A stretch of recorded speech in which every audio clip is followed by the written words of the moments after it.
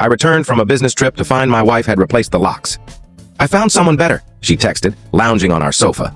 I exhaled deeply, grinned, and responded, "You certain about that?" Then I turned and left.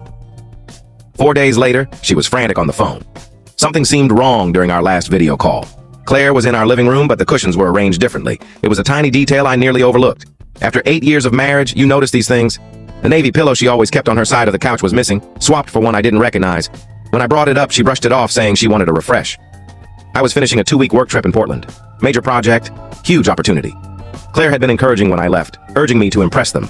But as days passed, her messages grew brief, our calls hurried, and she stopped asking about my work. When I shared project successes, her replies felt empty, scripted, just exhausted from the office. She'd say, "You know how it is." I did. I'd supported her career from the start. What she didn't realize was how much I'd truly invested in her achievements. More on that later. The first real warning came 3 days before I returned. During our nightly call, I heard a man's chuckle in the background. When I asked, Claire said it was the TV. But our TV had a unique sound system I'd set up myself. This was someone's voice. She cut the call short, citing a migraine. I landed at 3 p.m. on Thursday. No reply to my just landed text, odd since Claire always responded quickly. The ride home felt endless. More details stood out as off. Her location sharing was disabled on our shared plan, and her social media posts showed our living room from unfamiliar angles. When my key wouldn't turn, I thought it was jammed. It took a full minute to realize the lock was new. Standing there, suitcase in hand, I felt a strange calm. 8 years of marriage, and my wife had changed the locks while I was gone. Then her text arrived. "I've found someone better. Don't try to come in. I've moved on."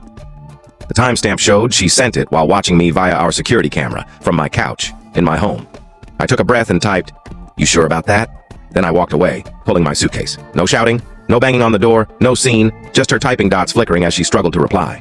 I checked into a nearby hotel and called my friend Marcus. Within an hour, he'd uncovered what I'd missed.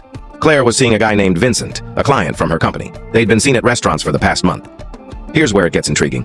Vincent had a pattern of dating married women like Claire, always when they were nearing big career leaps. While Marcus talked, I accessed our shared cloud storage. Claire wasn't tech-savvy. She never changed the passwords I'd created. There they were, photos of them in our home going back 3 weeks. But she'd overlooked something critical in her haste to replace me. My phone buzzed again. "Claire, you're handling this better than I thought. No fight for us?" Guess I was right about finding someone better. I smirked, thinking of the file I'd just found in our cloud. A document she'd forgotten, from when I'd helped her establish her investment portfolio last year. I snapped a screenshot and sent it to my attorney. "Give me 4 days," I texted back. "Then we'll see who found something better." Her reply was instant. "What's that mean?" I didn't answer. Instead, I opened my laptop and started emailing old colleagues.